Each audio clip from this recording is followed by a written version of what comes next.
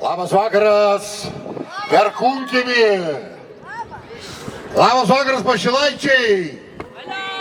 3 iš Pašilaičių, daugiau visi vietiniai. Labas vakaras visiems, kas užklydo iš kitų rajonų.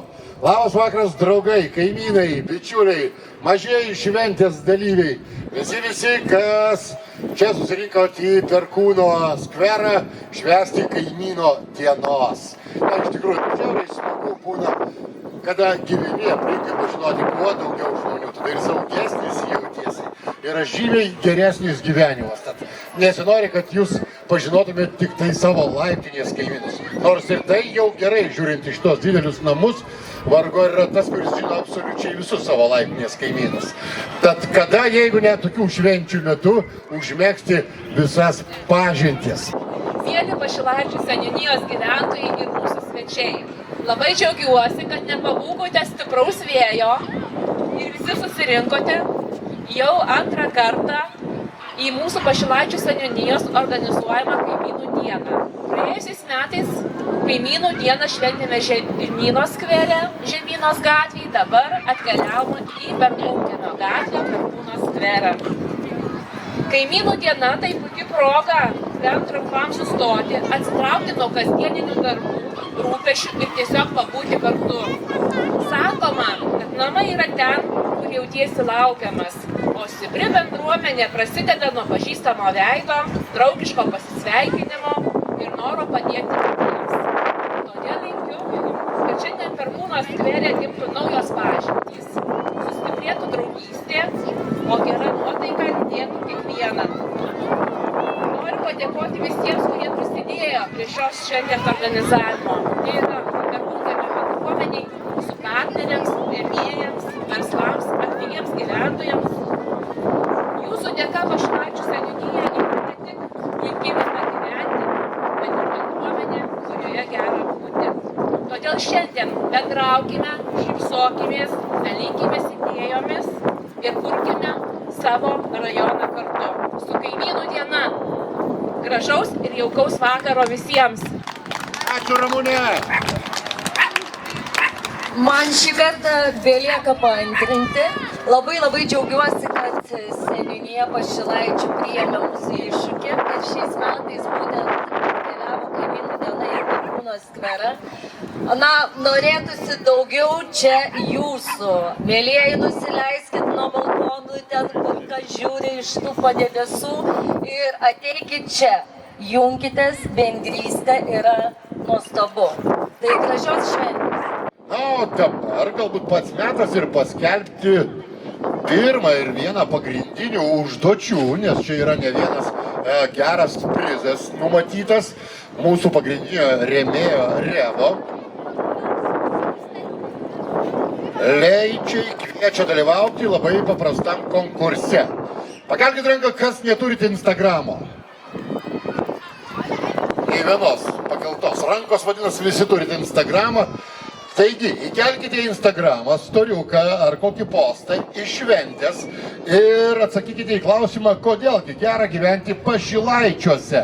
Nepamirškite pažymėti @revo.leičiai Instagram profilį ir jį pasiekti. Nu, mes nuo 18:30 kas pusvalandį trauksim po vieną laimingąjį ir jį apdovanosime. Taigi iš viso 3, 4, 5, 6 laimingieji bus apdovanoti. Taigi labai svarbu paminėti, kad prie šios šventės įgyvendinimo reikšmingai prisidėjo ir pagrindinis šventės rėmėjas Revo. Jie suskubo padėti, kad ši šventė Perkūno skvere galėtų įvykti platesnių, gražesnių ir bendruomeniai patrauklesnių formatu. Ypač svarbus mūsų ilgalaikiai švenčių partneriai. Tai yra prekybos centras Pašilaičiai. Tai partneriai, be kurių jau sunkiai įsivaizduojame savo bendruomenės renginius. Jie yra mūsų ramstis ir svarbi pagarba. Jų atstovas, žinau, kad šiek tiek vėliau prisijungs prie mūsų ir irgi dar sveikinimo žodį. O dabar norėčiau išvardinti visus šventės rėmėjus ir kad jūs jas paplotumėte ir padėkotumėt. Taigi mūsų rėmėjai ir partneriai. 360 arena, 360 food, gyvi žaislai, balionų karaliai, Seven Fridays, Cyberpool, Mano būstas, McDonald's, Eso ir Aibė. Mes, prekybos centras Pašilaičiai, 5 metai jau esame čia. Ir vienas įdomus pastebėjimas, po to, kai atsidarė 360 arena, po to, kai atsidarė Džemplius pirmam aukšte ir kiti 35 mūsų partneriai dirba šiame prekybos centre, kurio plotas ten 34 000 kvadratinių metrų. Pasakysiu dar vieną labai įdomią naujieną. Per mėnesį pas mus dabar apsilanko 280 000 Vilniečių ir ne tik Vilniečių. Aš paėmiau tokį vaikišką uždavinį, padauginau iš 12. Ir taip išeina, kad per metus prekybos centre Pašilaičiai apsilanko 3 300 000 žmonių. O Lietuvoje yra 2 800 000 gyventojų. Tai yra mūsų yra beveik 3 milijonai. Tai ta daina šiek tiek darosi įdomi ir tikiuosi, kad galbūt grįš dalis emigrantų. Bet pats svarbiausias dalykas vis gražėja Perkūnkiemis, vis gražėja Pašilaičiai. Laukiame čia greta naujų objektų, bet pats svarbiausias dalykas turbūt gimnazija su plaukimo baseinu. Ir aš noriu pasakyti, kad man toks įspūdis susidaro, kad labai sportiška mūsų yra bendruomenė.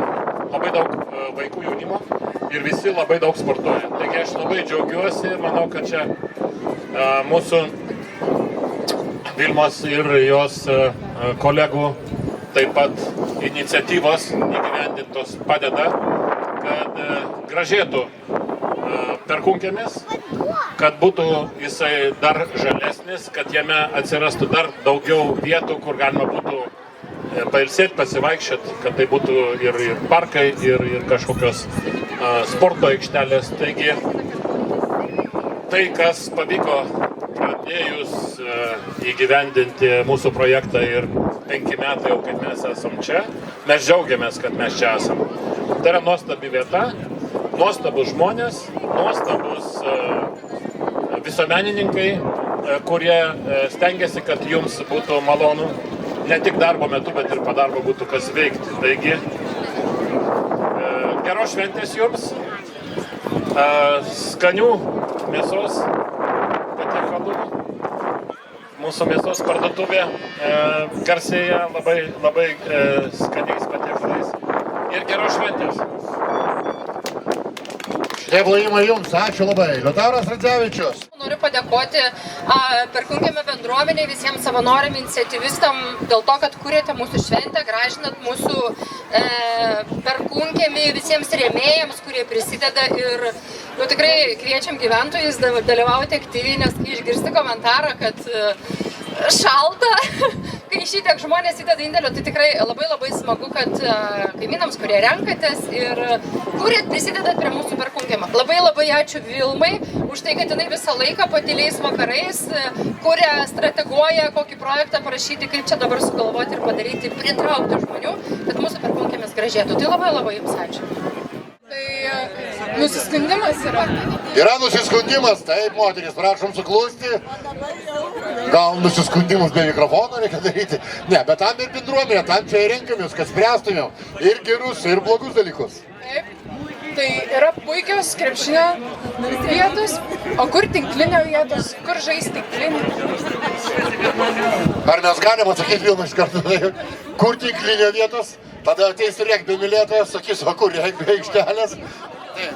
Galiu pasakyti, labai tikimės Girulių pentam sklype. Už Girulių gatvės turime žemės sklypą savivaldybė įgijus. Irgi didelių pastangų dėka jis atsirado ir labai tikimės 4 metų bėgėje ten bus ta vieta. Pastebėjimas mums čia gyvenantiems, kiek mes kartu neatsiliepėme jos kvietimo padėti.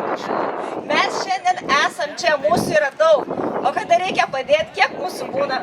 Kiek? Tai kviečiu tiesiog ateiti ne tada, kada yra kažkas padaryta, bet ir kartu daryti. Ačiū tau, Vilma, už viską, ką tu darai. Labai. Šiandien kartu su jumis kaimynų dieną mini ir mano būstas. Tai yra didžiausia daugiabučio administravimo ir priežiūros įmonė Lietuvoje, kuri kasdien rūpinasi, kad jūsų namai būtų saugus, tvarkingi ir patogus gyventi. Mano būsto komanda linki, kad jūsų namuose netrūktų tarpusavio supratimo, pagarbos ir draugiškų kaimyniškų ryšių. Juk geras kaimynas tai išties didelis turtas. O dabar mano būstas paruošė jums trumpą, linksmą ir praktišką viktoriną, bet po to, kai tars sveikinimo žodį Raimonda, mano būsto atstovė.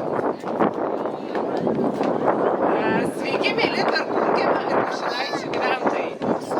Labai džiaugiuosi šiandien būdama čia ir kartu su jumis švęsdama šią kaimynų dieną. Mano būstas kasdien rūpinasi jūsų namais, tačiau tokios dienos kaip ši primena, kad svarbiausia ne pastatai, o žmonės, kurie juose gyvena. Nuoširdžiai linkiu, kad jūsų bendruomenėje netrūktų šilumos, paprasto žmogiško dėmesio vieni kitiems. Tegul kaimynai tampa ne tik šalia gyvenančiai žmonėmis, bet ir tais, kuriais galime pasitikėti, su kuriais gera pasisveikinti ir kartu išgerti kavos. Ir ačiū Vilmai už tai, kad čia mus visus sukvietė. Ačiū ir mano būstui, ačiū ir Vilmai. Ačiū tau labai irgi, čia mūsų padėka. Už užsimezgusią puikią draugystę, kurie tikiuosi tęsis irgi dar. O čia tavo rankose yra tikriausiai dar tie 3 prizai, kuriuos tu nori atiduoti. Mano būstas parašė sudėtingą viktoriną, tai yra 3 sudėtingus klausimus.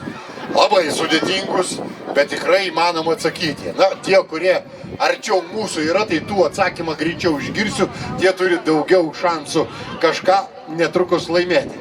Pasiruošę sudalyvauti viktorinai. Tada pirmas klausimas. Jei 3 valandą ryto pastebėjote, kad laiptinėje varva vamzdis, ką daryti būtų protingiausia? A. Atsakymo variantas. Bandyti užkalbėti vamzdį, kad palauktų ryto.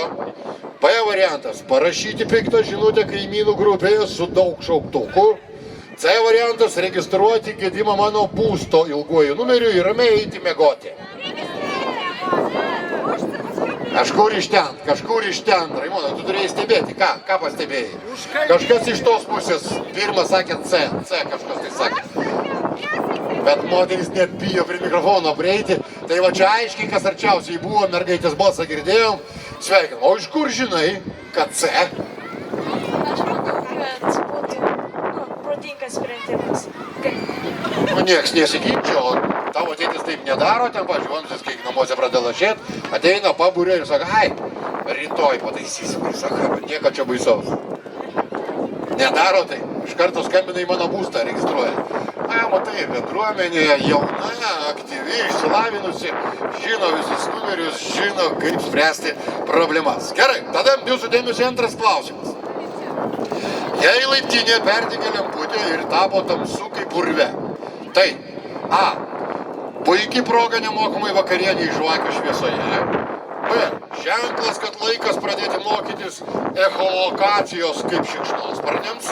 Ir C. Užduotis mano būsto meistrui, kurią galite inicijuoti vienu skambučiu ar žinute per chat kanalą. Negirdžiu jūsų, tai koks teisingas atsakymas?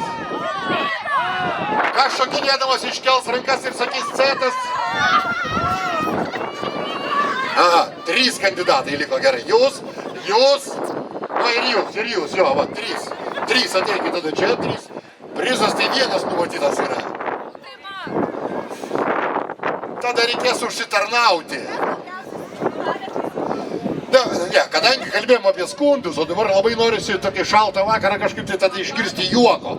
Jūs pabandykit juoktis 10 sekundžių, o mes paskui nubalsuosim, kam pavyko geriausiai nusijuokti. O tiesiog, pabandyk pasijuokti, 10 sekundžių. Tu turi laiką pasiruošti tada. Aš matau, kad pasiruošęs visada juoktis.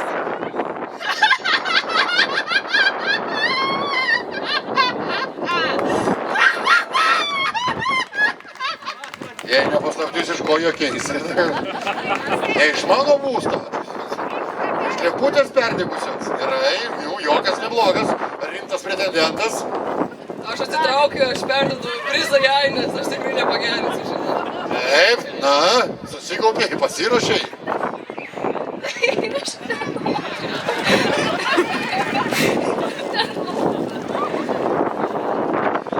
čia irgi juokas, santūresnis toks juokas.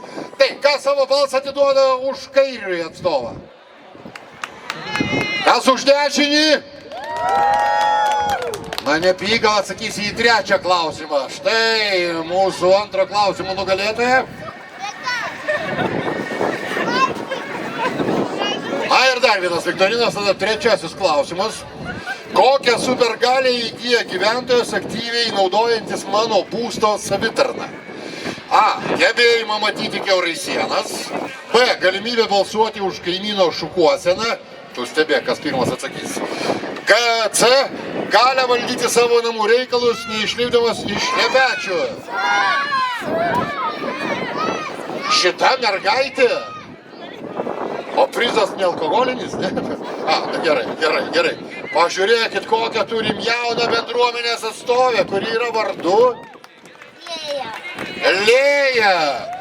Lėja jau žino, ką daryti, kad nereikia išlipti net iš šlepečių. Reikia naudotis tiesiog mano būsto savitarna. Tiesa? Kągi, ačiū mano būstui, ačiū Raimondai. This one for the money, two for the show. Things got traded, no, I'm down to stand my blues for sure. You got to do the thing when I'm blues for sure. Looking at me down, stand my face, stuck my name all the place. Do anything that you want to do. Only my shoes got on you, stand my blues for sure. You got to do the thing when I'm blues for sure.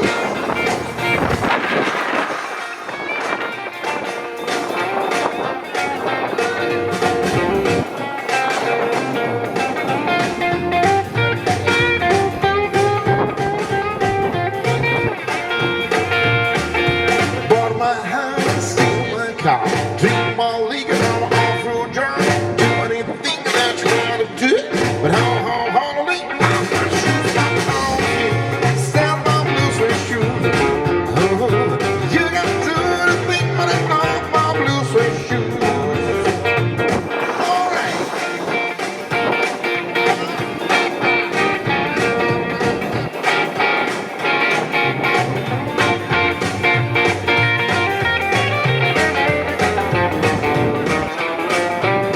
Let's work for the money, two for the show. Things got better, no, gotta go back down you. Stand my blues for sure. You got to do the thing when I'm my blues for sure. Blue that shoes, baby. Blue that shoes, baby. Blue that shoes, baby. Blue that shoes. Got to do the thing when I'm my blues for sure.